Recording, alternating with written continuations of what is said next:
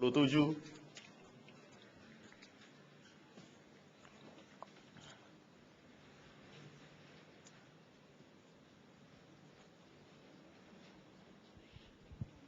Haleluya.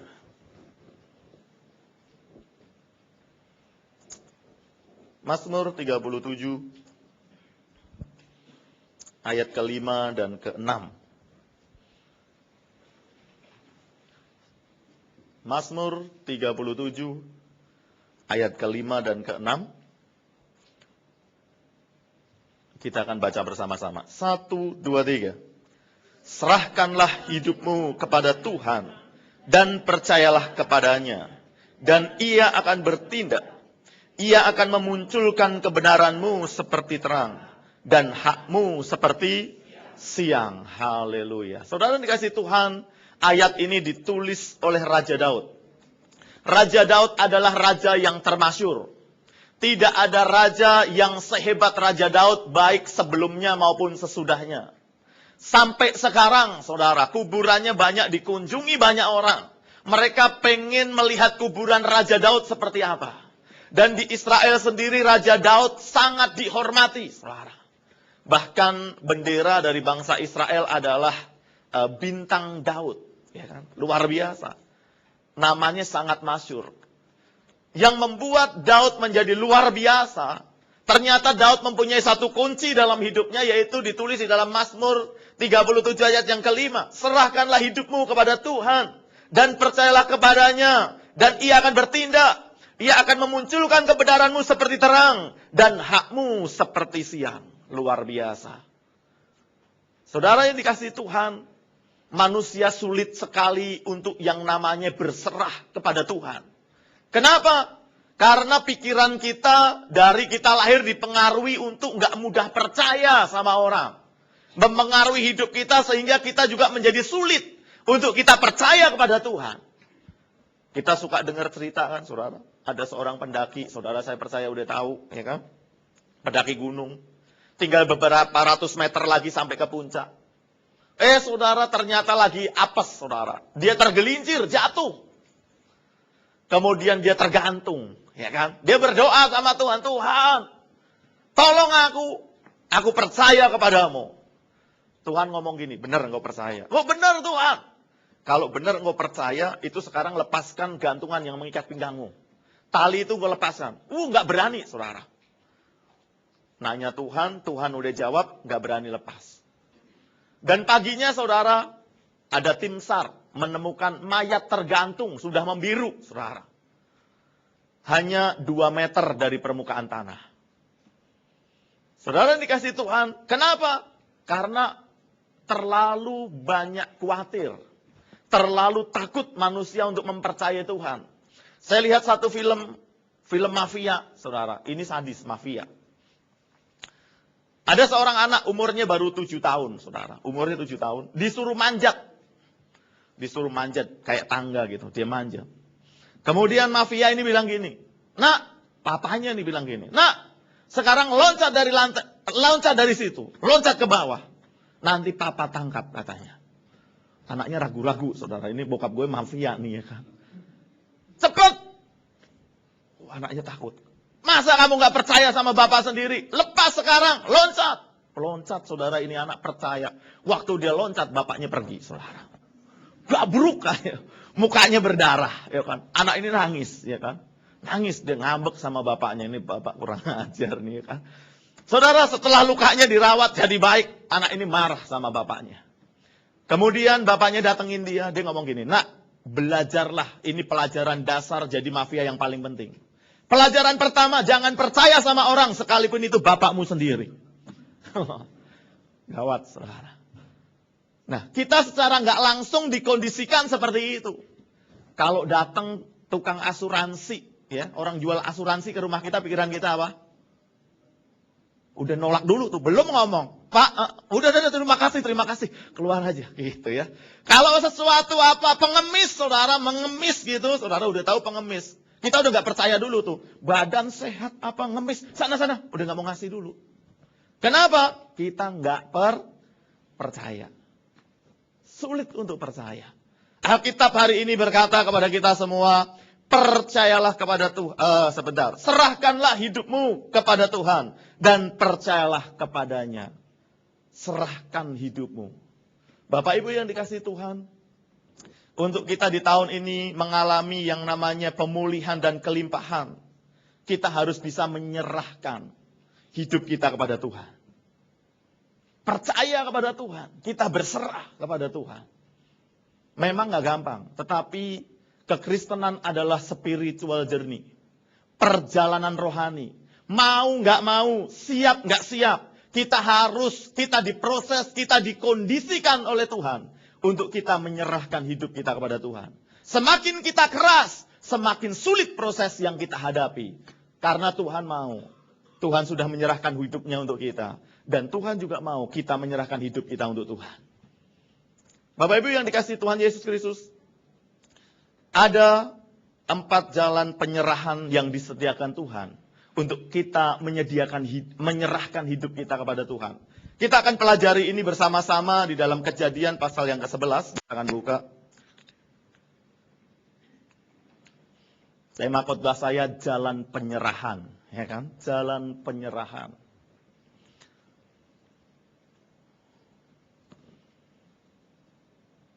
Kejadian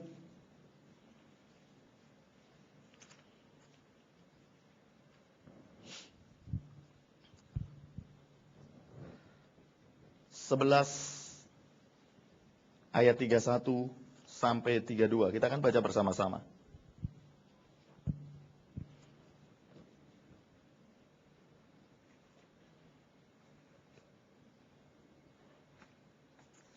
Ya, saya tunggu saudara yang belum. Jadi kejadian itu kan di awal saudara, di depan ya.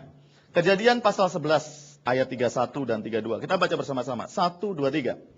Lalu Terah membawa Abram anaknya serta cucunya, Lot yaitu Haran dan Sarai menantunya, istri Abram anaknya. Ia berangkat bersama-sama dengan mereka dari Ur Kasdim untuk pergi ke tanah Kanaan. Lalu sampailah mereka ke Haran dan menetap di sana. Umur Terah ada 205 tahun, lalu ia mati di Haran. Saudara yang dikasihi Tuhan, yang perlu kita ingat adalah lalu Terah membawa Abram. Amin. Lalu Terah membawa Abram. Lalu Terah membawa Abram. Nah, perintah Tuhan itu kepada Abraham. Waktu itu masih Abram. Perintah Tuhan kepada Abram adalah Abram. Oh, atau kita baca aja ya. Kejadian 12 ayat ke-1. Saya akan bacakan. Berfirmanlah Tuhan kepada Abram, pergilah dari negerimu, dari sanak saudaramu, dan dari rumah bapakmu ini ke negeri yang akan kutunjukkan kepadamu. Saudara yang dikasihi Tuhan, perintah Tuhan jelas. Abram, pergi dari rumah sanak saudaramu, dari rumah bapakmu, dari negeri ini. Kemana? Ke negeri yang akan kutunjukkan kepadamu. Abraham cerita, saudara. Abram cerita sama bapaknya. Pak, Tuhan ngomong sama saya. Kita nggak boleh tinggal di sini. Kita harus pergi ke tanah Kanaan. Menurut Papa gimana? Kemudian papanya bilang, kita pergi semuanya. Saya nggak ngerti waktu itu naik apa, Grand Max mungkin ya kan. Kecil muatnya banyak gitu ya kan. Saudara dikasih Tuhan, yang Tuhan perintahkan Abram engkau pergi. Tetapi Abraham bawa sanak famili banyak saudara.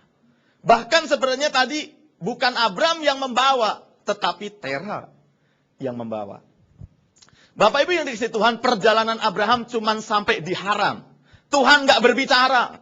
Abraham nunggu Tuhan ngomong petunjuk lebih lanjut. Tetapi Tuhan nggak berbicara. Sampai berapa tahun? 15 tahun Tuhan nggak berbicara. Sampai akhirnya Terah, bapak daripada Abraham, mati di Haran. Saudara yang dikasihi Tuhan, ini adalah gambaran hidup kita. Terah dalam hidup kita harus mati, saudara. Siapa yang membawa hidup kita saat ini? Siapa yang kita kasihi hari ini? Siapa yang membawa? Adakah terah-terah dalam hidup kita? Terah harus mati. Terah bisa uang kita loh, saudara. Wih, kita mengasihi duit kita nggak bisa terpisah. Wih, digoncang saudara. Mendadak ditipu gitu. Mendadak hilang, habis. Di sini dikatakan cara yang pertama adalah cara yang sangat natural. Terah mati. Mati nggak bisa dilawan. Abraham udah nggak bisa ngelawan yang namanya menghadapi papanya sudah tua, mati. Nggak bisa apa-apa. Dia cuma taunya orang tua ya mati. Udah umum, udah jamak. Tetapi ini sebenarnya jalan Tuhan secara natural untuk menyingkirkan Terah dari kehidupan Abraham. Terah disingkirkan. Terah juga bisa anak kita. Waduh, anak kita menghalangi kita. Saudara. Apa yang terjadi? Keadaannya bagaimana kita nggak tahu. Mendadak anak kita lakunya cepat. Langsung nikah. Kita ditinggalkan sendiri.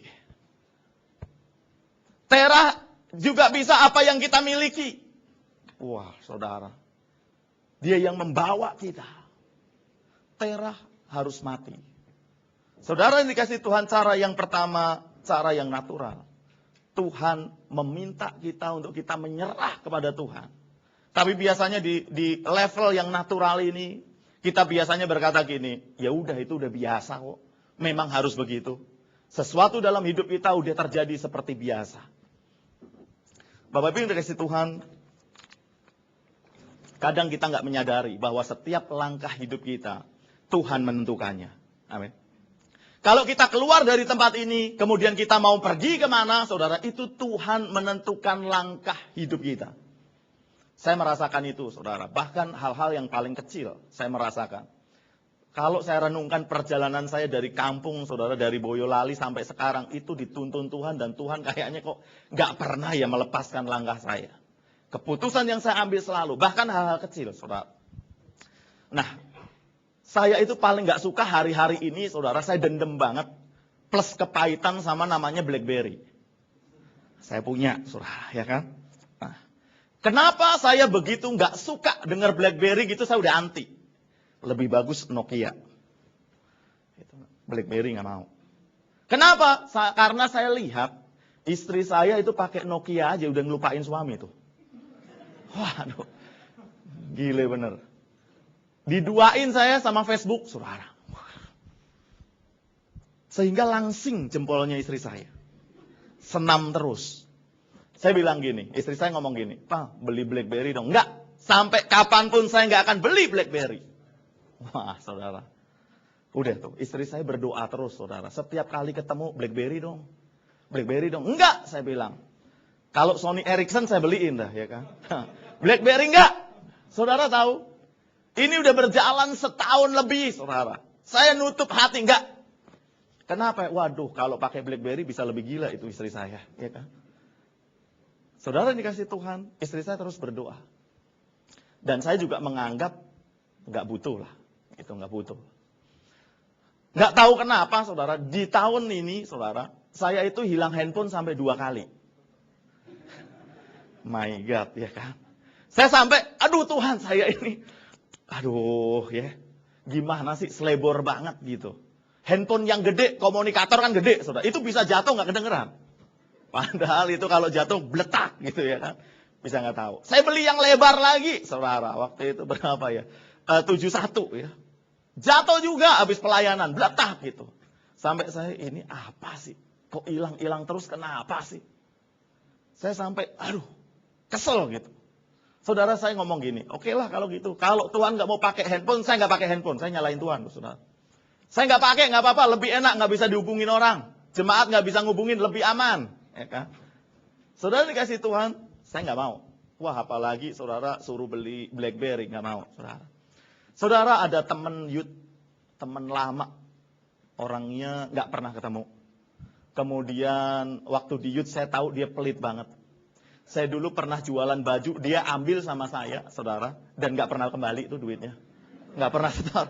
Aduh, gitu. Tetapi saya lupakan lah itu ya mungkin kamu waktu itu lagi butuh apa udahlah, saya lupakan. Nah, mendadak teman yang nggak ketemu lama ini dia nelpon saya. Yuk, kamu ada di mana? Oh, saya lagi pelayanan. Kita bisa ketemu kapan ya? Saya kasih jadwal saya. Aduh, saya Selasa ke Pemulung, Senin ada ini, Selasa ada ini, Rebu ada ini, macam-macam. Gak bisa ketemu tuh. Mungkin 2 minggu lagi. Oh, 2 minggu lagi. Gini, Emang kenapa sih? Enggak, saya mau ngasih sesuatu sama kamu. Ya kan? Kalau gitu, kamu kasih alamat saya deh. Kamu kasih alamat ke saya, rumahmu di mana? Saya nanti ambil itu. Oh, nggak enak dong, masuk saya yang ngasih, kamu yang datang ke rumah saya. Enggak lah, saya anterin. Wah, saudara, anterin akhirnya. Ya udahlah, habis pemulung Selasa. Jam 5 saya udah sampai di gereja lagi, gitu kan. Dianterin, saudara. Dianterin. Waktu dianterin, saya lihat, ini paling kenceng sepatu. Udah ada, dusnya gede, saudara ya kan. Ini sepatu ya. Dia ngasih ya, udah deh, ya terima kasih. Oke ya kan, lama nggak ketemu, ya udah.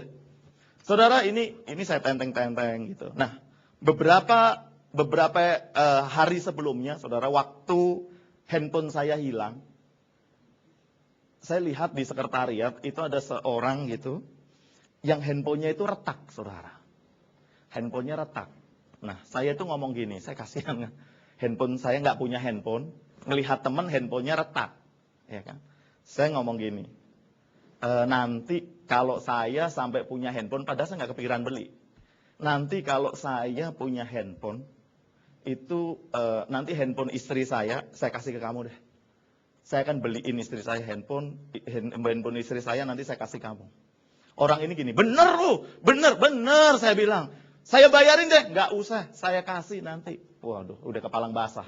Sendirinya udah hilang, istri juga mau dikasih orang gitu ya kan. Punyanya istri mau dikasih orang, saudara. Saudara, itu sebelumnya. Nah, karena saya bawa jinjingan gini, saya masuk ke ruangan ini, temen ini yang handphonenya retak. Nih, saya dikasih nih sama temen, barusan dikasih berkat. Paling kencang sepatu atau sendal. Ya. Temen ini buka, jadi yang buka bukan saya, temen ini buka. Waktu dia buka, saudara, orang ini teriak, 2 dos BlackBerry loh, katanya. Apa iya, saya bilang ya kan. Saya lihat benar, saudara. 2 BlackBerry. Oh, pantesan dia tadi ngomong gini, ini satu untuk kamu, satu untuk istri kamu ya. Jadi saya udah nggak bisa lari. Mau nggak mau handphone istri saya masih saya kasih. Wah, ya udah ini pergumulan lagi nih, saudara. Aduh, belum ngomong sama istri ya kan. Sampai rumah masih ngerayu lagi. Yang, ya udahlah gitu kan. Ini kita ada handphone, tetapi handphone kamu masih dikasih sama seseorang karena saya udah ngomong gitu. Untung istri saya juga kangguan gitu. Ya udahlah, belantinya BlackBerry ya kan. Ya udahlah, kasih ya kan. Saudara dikasih Tuhan. Saya cuman gini loh, bagi saya handphone BlackBerry itu nggak penting. Tetapi Tuhan sediakan supaya saya pakai BlackBerry. Setelah saya pakai BlackBerry, saya baru tahu ternyata komunikasi saya dengan banyak orang lebih efektif. Jadi orang itu sering ngomong, orang itu sering curhat lewat BlackBerry ternyata. Setelah pakai saya baru tahu, pantesan ya semua orang gila BlackBerry ya. Enak sih, saya bukan promosi saudara ya. Saya bukan harus, tetapi ini cuma kesaksian aja bahwa yang bagi saya nggak penting. Tetapi bagi Tuhan, kamu perlu ini, Tuhan akan sediakan itu. Dan saya dikondisikan sampai karena nggak mau beli, sampai kepahitan. Tuhan kondisikan sampai hilang 2 kali. Saudara dikasih Tuhan, itulah langkah hidup kita. Secara natural dibuat hilang. Dan saya nggak sadar. Saya pikir ya udah emang hilang mau ngapain? Emang saya teledor mau ngapain? Saudara dikasih Tuhan, cara yang pertama untuk kita menyerahkan hati kita kepada Tuhan. Hidup kita kepada Tuhan secara natural. Yang kedua, kita buka pasal yang ke-13.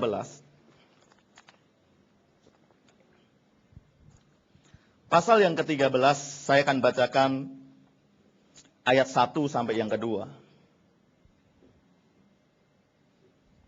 Maka pergilah Abram dari Mesir ke tanah Negeb dengan istrinya dan segala kepunyaannya, dan Lot pun bersama-sama dengan dia. Saudara yang dikasih Tuhan, ayat 1 aja udah cukup memberi keterangan kepada kita. Pasal yang ke-11, Abram, Terah mati, disingkirkan. Pasal yang ke-13, Lot disingkirkan dari kehidupan Abraham. Kenapa? Abraham ini nggak mau lepasin Lot. Dia sangat mengasihi keponakannya ini. Tetapi dengan keadaan, saudara. Jadi cara yang kedua yang dipakai Tuhan adalah masuk logika. Secara logika. Secara hitung-hitungan. Abraham nggak mau dipisahkan dengan Lot. Tuhan buat dengan logika. Engkau nggak bisa diam di negeri ini dengan bersama-sama. Engkau sudah terlalu kaya. Anak buahmu dengan anak buah Lot selalu bertengkar. Sehingga nggak ada pilihan lain. Akhirnya Abraham bilang gini, Lot, kalau gini terus kita berdua bisa bunuh-bunuhan. Sekarang baru anak buah yang bertengkar. Lebih baik sebelum itu terjadi, Kita berpisah. Engkau pilih duluan. Kalau engkau ke utara, aku ke selatan. Kalau engkau ke barat, aku ke timur. Silahkan pergi. Saudara yang dikasihi Tuhan, cara yang kedua untuk kita menyerahkan hidup kita kepada Tuhan, Tuhan pakai dengan cara logika kita. Hitung-hitungan kita. Masuk akal sih. Kenapa? Kalau saya lanjutin bisnis ini bangkrut. Padahal bisnis ini, saudara, toko ini bagi kita udah kayak berhala. Kalau dilanjutin bangkrut nih. Dihitung-hitung, udah tutup aja kasih orang. Saudara yang dikasih Tuhan di sini, Tuhan menarik kita dengan logika kita. Alkitab bilang gini, kalau engkau pergi berperang, engkau harus menghitung dulu. Dengan berapa prajurit engkau bisa mengalahkan kota tersebut? Dengan 1.000? Dengan 5.000? Atau jangan-jangan prajurit musuh lebih banyak. Sehingga waktu di atas kertas engkau sudah kalah, engkau akan datangi musuhmu dan engkau berkata, kita berdamai saja. Supaya semuanya selamat. Saudara yang dikasihi Tuhan, setiap kita juga kayak gitu. Memiliki hitungan-hitungan sendiri. Kita semua bisa hitung. Bagaimana nih? Bapak Ibu dikasihi Tuhan, Daud suatu ketika dia punya hitung-hitungan iman, saudara. Waktu itu Daud mengambil istri Berseba. Kemudian ditegur oleh Nabi Nathan. Karena engkau sudah berbuat dosa, gitu kurang lebih. Anak yang engkau lahirkan akan mati. Benar saudara, waktu anak itu lahir, anak itu sakit. Yang ngomong ini Nabi loh saudara. Anak itu akan mati. Tetapi ada orang-orang yang begini kan, ngotot kan. Tuhan udah ngomong jangan, masih dipaksa. Enggak Tuhan, hidup. Akhirnya apa yang dilakukan Daud? Dia berpuasa saudara. Masuk ke ruangan, dia tertelungkup, dia nggak mau makan, dia nggak mau diganggu. Dia nangis sama Tuhan. Dia teriak, anakku Tuhan. Anaknya udah kena apa namanya ya. Jadi memang harus mati gitu. Anakku Tuhan, tolong kasih, belas kasihanmu turun. Tolong Tuhan. Wah saudara, seminggu seperti itu. Akhirnya anak itu mati. Waktu anak itu mati, maka prajurit-prajuritnya, pengawal-pengawalnya akan memberitahukan hal itu kepada Daud. Tetapi kabar buruk yang disampaikan kepada raja, itu akan mendatangkan hukuman. Sebab itu saya percaya nggak sembarang orang bisa menyampaikan kabar buruk kepada raja. Waktu itu di dalam rumahnya terjadi percakapan. Anak Daud sudah mati. Bagaimana kita harus ngomong? Siapa yang akan ngomong? Waduh, pada takut saudara. Kamu ngomong, jangan saya. Anak saya masih kecil katanya. Kamu ya, jangan saya baru menikah. Jangan saya. Akhirnya mungkin dipaksa satu orang yang gak ada artinya gitu. Lu ngomong deh sama Raja Daud. Gimana? Waktu anak itu sakit, Raja Daud kayak orang gila. Dia gak mau makan, dia gak mau diganggu, dia berdoa sama Tuhan. Kalau kita kasih kabar bahwa anaknya mati, nanti apa yang terjadi? Dia pasti akan ngamuk, kurang lebih gitu. Tetapi mau gak mau berita ini masih disampaikan. Saudara, waktu berita ini disampaikan, Baginda Raja, mohon maaf, gitu kan. Mohon belas kasihanmu, ya kan. Biar hambamu ini mendapat, ya kan, belas kasihanmu. Hamba akan menyampaikan satu berita. Bahwa anak Baginda Raja sudah pulang ke rumah bapak. Kurang lebih gitu ya. Waktu Daud dengar ini, apa yang terjadi dengan Daud? Daud bangun. Dia cuci muka, dia makan. Pengawal-pengawalnya bingung. Waktu anak ini sakit, Daud begitu sedih. Begitu dia sungguh-sungguh bergumul dengan Tuhan. Tetapi waktu anak ini mati, dan Daud dengar itu, kenapa ya Daud langsung makan? Pada bingung, ditanya sama Raja Daud, Daud bilang gini. Aku sangka waktu aku berdoa kepada Tuhan, anak itu akan dapat belas kasihan daripada Tuhan sehingga anak itu bisa hidup. Tetapi sekarang kalau anak itu sudah mati, ya udah, mau apa lagi? Saya udah gak bisa apa-apa. Saudara, Daud punya hitung-hitungan iman. Coba deh. Gua coba, padahal Tuhan udah ngomong, anak itu akan mati. Ngomong. Punya hitung-hitungan sendiri. Saudara dikasih Tuhan, kadang kita dalam mau berjalan dalam hidup ini, kita pakai ini kan. Kita pakai ini. Aduh, kita berdoa dulu. Kalau Tuhan sediakan tempat, saya akan maju. Kalau nggak ada tempat, ya udah saya mundur dulu. Oh, saya minta tanda. Kalau modalnya segini, saya punya modal segini, ini dari Tuhan. Saya akan maju. Kalau modalnya lebih daripada ini, saya akan mundur. Wah, semuanya udah beres. Ya, sesuai nih. Modalnya sesuai yang saya punya. Buka! Waktu buka bangkrut. Kenapa bangkrut? Kenapa saudara? Logika hitung-hitungan, logika imannya rontok semuanya. Untuk kita punya logika iman, apa yang kita lakukan? Baca Alkitab terus-menerus. Kita akan tahu, oh ini dari Tuhan. Ini kita ada punya logika iman, ya kan? Kita punya iman bertumbuh. Saudara dikasih Tuhan, saya nulis gini. Setiap kita memiliki ukuran iman yang berbeda-beda. Itu juga yang dipakai Tuhan untuk kita melepaskan apa yang harus kita lepaskan. Jadi memang ada hal-hal yang menghalangi kita, saudara. Dalam hidup kita harus lepaskan. Waktu iman kita nyampe, kita akan enak, kita lepasin aja. Waktu iman kita nggak nyampe, kita akan seakan-akan merasa ada kerugian yang besar yang ada dalam hidup kita. Itu dipakai Tuhan untuk kita melepaskannya, untuk kita semakin menyerahkan diri kepada Tuhan. Cara logika. Yang ketiga, ini yang paling gawat, saudara, ketiga. Makanya 13 itu angka serem. Ini ketiga. Cara ketiga. Kejadian 21.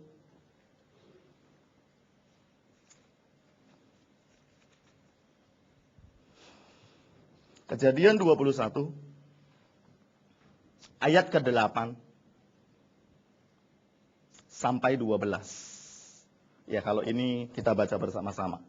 Kejadian 21 ayat 8 sampai 12. Kita baca bersama-sama. 1, 2, 3. Bertambah besarlah anak itu dan ia disape. Lalu Abraham mengadakan perjamuan besar pada hari Ishak disape itu. Pada waktu itu Sarah melihat bahwa anak yang dilahirkan Hagar, perempuan Mesir itu bagi Abraham, sedang main dengan Ishak anaknya sendiri. Berkatalah Sarah kepada Abraham, usirlah hamba perempuan itu beserta anaknya. Ahli waris bersama, anak hamba itu tidak akan menjadi ahli waris bersama-sama dengan anakku Ishak. Ayat 11. Hal ini sangat menyebalkan Abraham oleh karena anaknya itu. Ayat 12. Tetapi Allah berfirman kepada Abraham, jangan sebal hatimu karena hal anak dan budakmu itu. Dalam segala yang dikatakan Sarah kepadamu, haruslah engkau mendengarkannya. Sebab yang akan disebut keturunanmu ialah yang berasal dari Ishak. Saudara yang dikasih Tuhan, sebelum peristiwa ini, sejak peristiwa semula ada hal yang kita harus mengerti. Waktu itu Abraham dan Sarai nggak punya anak. Sarai mengusulkan, Sarai yang usul. Yang saya udah tua nih, udah nggak haid. Kamu ambil deh, itu budak saya lumayan setia, lumayan baik. Ambil aja dari istri. Oh saudara Abraham waktu dengar gitu, waduh jangan yang. Nanti gimana? Dia orang Mesir. Gak apa-apa yang, Tuhan bisa pakai berbagai macam cara. Tuhan bisa pakai burung gagak. Waktu disemangati istrinya terus, ya udahlah. Kalau itu keputusan kamu, saya ambil Hagar menjadi istri. Diambil saudara Hagar jadi istri, kemudian mengandung. Waktu mengandung saudara mulai bergaya nih Hagar. Dia memandang rendah nyonyanya. Gue hamil nih, lu gak bisa hamil, kasihan deh lo. Begitu terus tingkahnya si Sarah jadi kesel. Dulu baik, dulu nurut, sekarang udah mulai ngelawan. Udah mulai banyak tingkah. Sama si Sarah ditindas. Tindas habis. Ditindas. Si Hagar lari, saudara. Dia lari, dia udah gak kuat. Saya rasa Abraham gak tahu tuh. Si Hagar ditindas habis lagi mengandung. Dia berdiam diri aja di bawah pohon. Waktu dia nangis, ya kan. Keluar air mata, lagi hamil gede. Dia pengen mati. Pergi artinya mati karena semua padang gurun, saudara, nggak ada apa-apa, mati kepanasan. Malaikat ngomong gini, malaikat datang ke dia. Hagar, wah puji Tuhan ada malaikat. Ya ada apa Kat? Gitu. Gini Hagar, engkau harus balik lagi ke rumah nyonyamu. Nggak mau, nggak enak di sana saya ditindas. Nggak apa-apa. Memang engkau sudah nasibnya ditindas. Malaikat gile juga ini. Balik sana. Alkitab nyatat, biar engkau ditindas. Nggak apa-apa. Tapi engkau harus balik ke sana. Waduh saudara. disuruh balik ke kehidupan yang gak enak. Sampai akhirnya bayi itu lahir. Abraham senang, saudara. Dia nanya, Tuhan namanya siapa? Tuhan gak jawab, gak kasih nama tuh Tuhan. Namanya siapa? Enggak. Saudara dikasih Tuhan. Sampai kemudian malaikat Tuhan datang sekali lagi dan mengkonfirmasi bahwa Sarah istrimu umur 90 tahun, dia akan memiliki anak. Karena si Sarai ketawa, anaknya dinamain, anak itu harus engkau namai ketawa. Karena istri kamu nggak percaya, dia tertawa. Enggak, saya nggak ketawa. Malaikat dengar kamu ketawa. Namanya ketawa. Ishak, artinya ketawa. Saudara yang dikasih Tuhan, waktu Ishak lahir, mulai gede, otomatis itu Ismail juga mulai gede. Nah, terjadilah peristiwa ini. Ishak kecil kan, main-main mungkin dijitak kali ya sama Ismail. Petak gitu ya kan. Maknya lihat, hati maknya yang gak terima. Gila itu anak ya kan, keriting, jelek. Ya kan, jitak-jitak anak gue, main sengkat-sengkat. Dia ngomong ke Abraham, Abraham, itu anak kan anak budak. Dia gak akan jadi ahli waris kita. Usir dia dan maknya sekalian. Wah saudara, Abraham apa? Respon Abraham? Sebel. Abraham kecewa. Dulu lu yang suruh ngambil. Dulu kamu yang suruh. Sekarang udah kejadian begini, kamu juga yang suruh untuk saya mengusir anak ini. Ini darah daging saya dan istrinya. Bahasa Mangga Duanya yang bocengli. Bocengli loh. Dia sebel. Bocengli loh. Dia doa sama Tuhan. Dia pikir Tuhan mau bela. Tuhan ngomong gini. Abraham, lakukan apa yang dikatakan Sarah istrimu. Itu seperti petir itu saudara. Dia mau minta pembelaan sama Tuhan. Ternyata Tuhan bela istrinya. Abraham, lakukan apa yang dikatakan istrimu. Memang kadang istri kita ini usulnya yang enggak. Yang bikin gak enak gitu. Tetapi Tuhan gak ada ngomong gitu. Lakukan apa yang istrimu sampaikan. Wah, Abraham sebel. Ketemu Tuhan, Tuhan ngomong hal yang sama. Dia harus mengusir anak dan istrinya. Dia berpikir gini, katanya Allah itu penuh belas kasihan. Katanya Allah itu maha penyayang. Mana kasih sayangnya? Mana belas kasihannya? Tuhan engkau nggak adil. Memang ini seakan-akan ketidakadilan yang direstui oleh Tuhan. Saudara, mungkin kita lewat cara yang ketiga ini. Cara ketidakadilan. Sedang kita hidupi. Kita ke gereja baik-baik. Kita ikut kul baik-baik. Kita nggak ada salah. Tetapi ada sesuatu yang datang dalam hidup kita. Dan kita merasa Tuhan ini nggak adil. Di mana engkau? Biasanya di dalam jalan yang ini. Banyak orang Kristen meninggalkan gereja. Nggak Tuhan-Tuhanan lagi deh. Gua nggak mau baca Alkitab lagi. Kenapa ikut Tuhan gak enak? Gak adil. Mana Tuhan gak bela saya? Tuhan bela dia. Mana tangan Tuhan? Katanya kalau baca Alkitab terus diberkati. Mana? Enggak tuh. Hal-hal yang gak enak menimpa hidupku. Saudara yang dikasih Tuhan. Kata tidak adil itu kata yang paling tidak enak.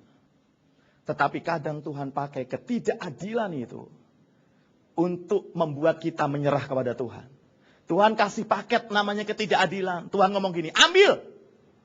Enggak Tuhan. Ambil enggak? Enggak Tuhan. Ambil. Kita harus ambil. Sambil nangis. Aduh, enggak adil. Enggak adil Tuhan. Ambil. Dan kita harus setuju dengan ketidakadilan itu. Kita enggak boleh berontak. Kita buka Alkitab kita di dalam 1 Korintus. Ini saudara boleh tandain.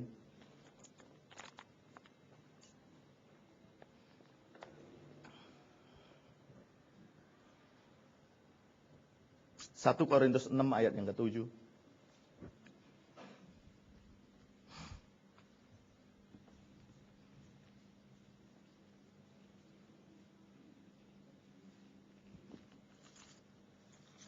Satu Korintus 6 ayat yang ke-7. Kita baca bersama-sama. Ini ayat yang sangat indah, kesukaan kita semua. Amin. Haleluya. 1 Korintus 6 ayat ke-7. 1, 2, 3. Adanya saja perkara di antara kamu yang seorang terhadap yang lain telah merupakan kekalahan bagi kamu. Mengapa kamu tidak lebih suka menderita ketidakadilan? Mengapa kamu tidak lebih suka dirugikan? Amin. Kita biasanya maunya untung. Cuan. Kalau rugi, tolak dalam nama Yesus. Kalau nggak adil, lawan. Habisin dia. Kita anak Tuhan. Roh yang menyertai kita lebih besar. Alkitab berkata, saudara, adanya saja perkara di antara kamu yang seorang terhadap yang lain. Kenapa sih ada perkara di antara kita? Nggak mau ngalah. Nggak mau ngalah, ya. Kemudian, mengapa kamu tidak lebih suka menderita ketidakadilan? Tuh, ya kan Rasul Paulus menariknya. Kenapa sih kamu nggak suka gitu? Ya biarinlah nggak adil. Bocengli biarinlah. Saudara, waktu kita mau terima ketidakadilan, kita terima dengan sikap hati yang benar. Kita sedang menyerahkan hidup kita kepada Tuhan. Amin. Jangan tinggalkan Tuhan apapun kondisinya. Di balik kemarau yang panjang, sebentar lagi akan apa? Hujan. Di balik jalan yang naik, sebentar lagi akan apa? Ada turunan. Kok banjir? Ada jalan naik. Kalau saudara naik gunung, semakin susah naiknya, sebentar lagi akan ada turunan. Dan sangat turun. Amin. Kalau kita menderita ketidakadilan, terima aja. Kalau itu paket daripada Tuhan, terima aja. Telen aja gitu bahasa Betawinya. Nggak adil, telen aja gitu kayak obat. Pahit sih, telen aja, jangan dikunyah. Telen aja, nggak apa-apa. Haleluya. Kemudian ada satu anak Tuhan, nggak salah apa-apa, nggak dosa apa-apa, saudara. Saudara kenal waktu itu Toronto Blessing? Pernah dengar kan? Yang ketawa. Nah, itu gerejanya John Wimber, saudara, ya. John Wimber.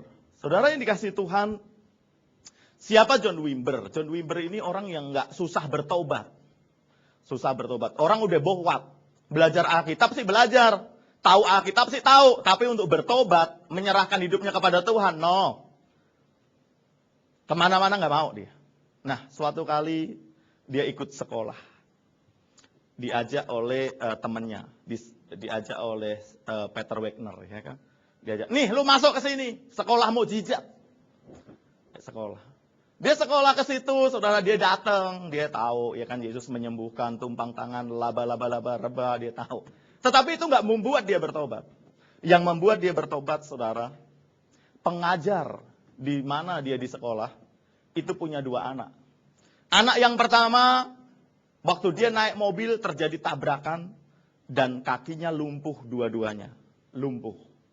Jadi guru yang mengajar itu, saudara, di Fuller, guru yang mengajar, itu punya anak di rumah kakinya lumpuh. Anak cowok. Nah, waktu dia sedang mengajar, suatu ketika waktu dia sedang mengajar, John Wimber ada di situ, datang polisi. Dia bilang gini, dia tunjukin foto. Apakah ini anak kamu? Iya. Saya temukan anak gadis ini dalam keadaan sangat mengenaskan. Dia diperkosa, dia dibunuh. Waduh, saudara, satu kelas dengar tuh, ada berita itu dengar. Saudara yang dikasih Tuhan, waktu itu John Wimber lihatin apa yang akan terjadi. Yang terjadi sangat tragis. Pendeta yang mengajar, ini dia berdoa gini, mari kita berdoa kepada Tuhan. Dia berdoa sama Tuhan, doanya gini, Tuhan, aku nggak tahu kenapa ini terjadi, tetapi aku nggak mau tanya, aku percaya kepadamu. Waktu John Wimber dengar doa seperti itu, dia bertelut, dia bertobat. Dia ngomong gini, kalau orang Kristen dalam tengah aniaya bisa berdoa seperti ini, saya pengen jadi orang Kristen. Saya mau menyerahkan hidup saya kepada Tuhan. Dia memiliki Allah yang luar biasa. Amin. Segala apa yang terjadi, saudara berdoa, percaya aja sama Tuhan.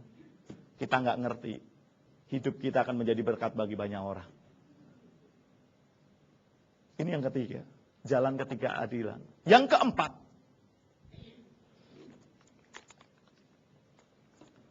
Kejadian 22.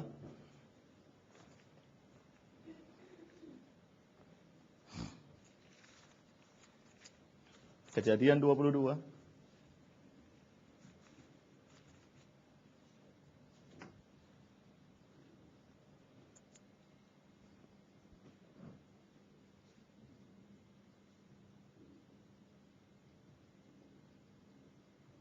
Ayat yang ke-12.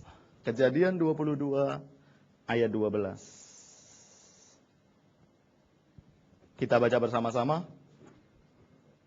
Ayat yang luar biasa. Kejadian 22 ayat 12. 1, 2, 3. Lalu ia berfirman, jangan bunuh anak itu dan jangan kau apa-apakan dia.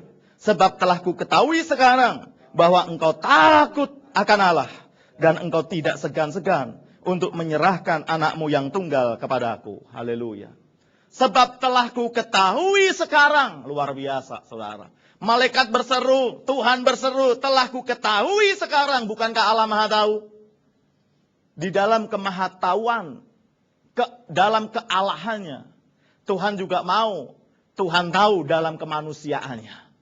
Sehingga Tuhan berteriak, Tuhan berseru, telah ku ketahui bahwa engkau sangat mengasihi aku.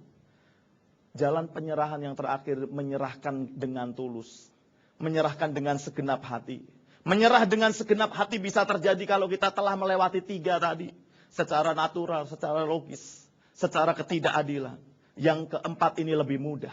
Waktu Abraham diminta, Tuhan minta anaknya, Abraham udah ngelewatin yang ketiga, dia ngomong gini, ambil aja Tuhan. Kalau engkau bisa aku percaya engkau bisa membangkitkan orang mati sekalipun engkau bisa membangkitkan. Tetapi aku percaya engkau ambil aja, pasti engkau akan menggantikannya. Gak takut, saudara. Saudara yang dikasih Tuhan, Abraham disebut bapak orang beriman. Kenapa? Karena Abraham melalui proses penyerahan diri.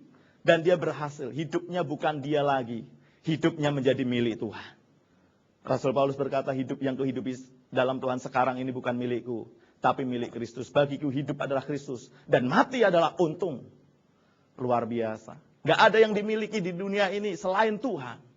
Saudara yang dikasihi Tuhan, setiap kita punya sesuatu yang paling berharga dalam hidupnya. Semua disingkirkan dalam kehidupan Abraham dan tinggal satu yang Abraham punya, Ishak. Bahkan Ishak satu-satunya yang Abraham punya diminta oleh Tuhan. Kalau boleh ngomong, Ishak ini adalah surganya Abraham. Surga kecil punyanya Abraham. Saudara punya surga kecil? Surga kecil kita nggak mau diganggu. Itu privasi kita. Itu hak kita. Kita kan punya hak. Nggak mau diganggu. Nggak mau diintegrasi. Nggak mau isi form di gereja. Nggak mau menyerahkan KTP untuk bangun gereja. Kenapa? Aduh, nanti disalahgunakan lagi KTP saya. Itu hak saudara. Gembala nggak bisa paksa. Awas loh. Kalau nggak nyerahin KTP, nggak masuk surga. Mesti difotokopi ikut pembangunan gereja supaya disetujui, baru nanti masuk surga. Kita punya hak untuk apa? Liburan. Kalau ada yang mati gitu, kita pelayanan Tuhan. Liburan ini hak saya, hak libur. Enak aja ya kan. Mati-mati aja, salah sendiri. Mati di hari Minggu nggak ngomong-ngomong. Susahin aja, saya lagi di Bandung, saya lagi di Bali, saya lagi di Surabaya. Ini hak saya dong. Ini hak saya bro, sorry ya, saya izin, dadah gitu. Kalau hidup kita miliknya Tuhan, kita udah gak punya hak libur lagi. Kita gak punya hak cuti lagi. Hidup kita serahkan untuk Tuhan. Amin. Salah satu sifat, satu doang kebaikan setan cuma satu. Setan gak pernah cuti. Setan seperti singa yang mengaum-ngaum, mencari orang yang bisa ditelan. Gak pernah istirahat dia. Jadi kalau kita suka cuti, suka istirahat, kita kalah sama setan. Waktu kita cuti, kita istirahat di Bali, setan ketawa, gue gak gitu tuh. Gue kerja terus katanya. Saudara yang dikasih Tuhan, serahkan surga kita kepada Tuhan. Tuhan mau hidup kita menjadi miliknya. Suatu ketika di Indovision, saudara, diputar-putar terus itu film. Saya nggak suka, tetapi karena diputar terus ya saya nonton, ya kan? John Wilcock, ya kan? Jadi ada cerita, tetapi ini kan film Amerika, cowboy, saudara. Nah, dalam film itu diceritakan bahwa ada 6 orang gitu koboi, suka dar-der-dor, bunuh banyak orang. Akhirnya suatu ketika dikepung sama sheriff, dikepung sama polisi, ditembakin dari luar. Bang, 6 orang mati. Nah, karena ada sisi baik dari koboi ini, ada kesempatan kedua. Tuhan ngomong gini, engkau berenam. Selama ini kan kau jahat-jahat, tukang bunuhin orang. Kamu dapat bonus nih. Kamu mau nggak dihidupin kembali, hidup kembali, mau nggak? Oh mau dong. Sekarang kalau mati masuk neraka, bunuh orang. Nggak, tetapi kamu dapat kesempatan kedua. Dengan satu syarat, selama hidup kamu nggak boleh bunuh orang. Kalau kamu bunuh orang, perjanjiannya batal. Kamu masuk neraka. Oh, boleh. Dikasih kesempatan kedua, saudara. Ditaruh di satu tempat. Di sana ada yang jadi tukang kebun. Ada yang buka bar, tetapi nggak ada alkohol. Yang dijual jus tomat, jus melon gitu. Dulu orang jahat, ada yang buka toko di situ, dia buka toko. Nah, karena udah mati, saudara, namanya udah tenggelam, orang-orang udah lupa. Sampai ada satu gerombolan orang jahat datang ke tempat itu. Ngerusak kota yang telah dibangun oleh orang-orang ini, dirusak. Orang ini diem aja, saudara. Rusak. Udah. Ada satu orang yang nggak tahan, itu yang tukang kebunnya diacak-acak sama ini. Ini gerombolan, saudara, diacak-acak, dia nggak tahan, dia ambil sekop, disikat itu yang rusak tamannya dengan sekop, mati. Dan saudara tahu, ada seorang Indian, digambarkan seorang Indian, mukanya dingin. Dia cuma kedip ini. Orang ini ngikut, seluruh orang ngeliatin dia ikut. Dibawa ke dalam, masuk ke dalam pintu gerbang, masuk ke taman. Di tengah taman itu ada kabut. Dan orang ini masuk ke dalam kabut dan di bawah, saudara, ternyata ada tebing yang sangat dalam dan di dalamnya itu api yang menyala-nyala. Dan orang yang sudah bunuh ini, mantan koboi ini, berdiri di tebingnya didorong, masuk ke dalam api. Semua orang lihat itu. Kemudian balik semuanya. Orang penjahat-penjahat ini ternyata tambah sadis. Orang-orang ini ngomong baik. Yang koboi yang sudah mati ini ngomong baik. Lebih baik kamu pergi deh. Ini kota kan nggak ngerecokin kamu. Ini kota kan waktu kamu datang kita sambut dengan baik. Lebih baik kamu pergi dari sini baik-baik. Jangan bikin onar. Malah kesel, saudara. Siapa kamu berani-berani begitu? Ya kan? Besok hari Minggu lihat. Aku bakar seluruh kota ini. Aku bakar itu gereja yang kamu bangun. Aku akan bakar. Wah, saudara, hari Minggu jam 12 dia akan bakar seluruh kota. Malamnya ada rapat. Bagaimana? Koboi-koboi ini berkata, aku nggak akan melawan. Apapun yang terjadi biarin aja lah. Kenapa? Karena kita punya janji bahwa kita nggak boleh bunuh. Kalau kita bunuh, kita masuk neraka. Saudara dikasih Tuhan di tengah-tengah rapat gitu. Pemimpinnya ngomong gini, ya udahlah, nggak apa-apa lah. Ini udah paginya, saudara. Jadi malamnya udah diputusin, nggak akan lawan, biarin aja. Daripada kita masuk neraka. Paginya, saudara, dia ngelihat orang pergi ke gereja. Dia ngelihat orang-orang yang nggak bersalah. Nanti siang mau dibantai, kota ini mau dibakar. Apa yang terjadi? Dia adain rapat lagi, dia ngomong gini. Ya udah, kalian masuk gereja. Kalian lihat nanti mereka dibantai, tetapi saya nggak bisa. Lebih baik saya masuk neraka. Saya tinggalkan janji tentang masuk surga. Dan saya akan ambil senjata saya. Dan saya akan ngadakan perlawanan. Dia keluar. Dia ambil senjata yang sudah dikubur, saudara. Dia ambil lagi, dia bersihin, dia pakai mau ngelawan. Ternyata waktu dia ambil senjatanya, keempat temannya ngikutin hal yang sama. Dia keluar juga. Loh, kenapa kamu ngikut? Kamu gak mau masuk surga? Enggak lah, biar kita aja sekalian masuk neraka rame-rame deh. Diambil lagi. Kita lawan rame-rame, saudara tahu. Dia cuma berlima. Itu musuhnya itu 100-an lebih. Dikepung. Tetapi saudara tahu, ini orang ngadain kelawan. Namanya juga jagoan, ya kan. 100 orang kalah. Ya kan. Dah, setelah semuanya bersih, penjahatnya nggak ada mati semua, dia menaruh senjatanya, dia siap untuk pergi ke neraka. Dijemput oleh orang Indian tadi. Masuk dong, ya kan, melanggar janji. Dibawa ke taman. Waktu mau masuk ke dalam kabut yang tebal di dalam taman itu, datang kereta dari langit. Semua orang lihat. Orang yang naik kereta bilang gini, kamu berlima, sini dong. Kamu sini dong. ada kereta, ya kan? Dia balik, saudara, dia ke kereta itu. Pemimpinnya ngomong gini, kami udah bunuh orang, kami sudah ngelanggar janji. Kami masuk neraka. Malaikat bilang gini, memang Tuhan gak dengar, memang Tuhan jauh, tetapi Tuhan gak tuli. Hari ini, engkau masuk surga. Saudara dikasih Tuhan, bukankah firman Tuhan berkata gini, barang siapa yang memberi akan menerima? Amin. Kalau kita beri surga kecil kita, kita akan punya surga yang sesungguhnya. Waktu kita pertahankan surga kita, saya cuma ingatkan, jangan-jangan saudara kehilangan surga yang sesungguhnya. Biar pagi hari ini, paradigma kita berubah. Kalau selama ini kita punya paradigma nggak mau diganggu, nggak mau kehilangan surga kecil kita, mulai hari ini kita serahkan. Kita serahkan kepada Tuhan, ini Tuhan surgaku, pakai aku untuk kemuliaan-Mu. Walaupun jalan-jalannya nggak enak, aku mau lalui bersama dengan Tuhan. Dan Tuhan akan disenangkan dalam hidup kita. Dan Alkitab berkata, Dia akan membuat jalan kita terang, benerang. Amin. Tadi di dalam Mazmur 37. Serahkanlah hidupmu kepada Tuhan. Percayalah kepadanya. Dan Dia akan bertindak atas kita. Amin. Kita tundukkan kepala kita berdoa.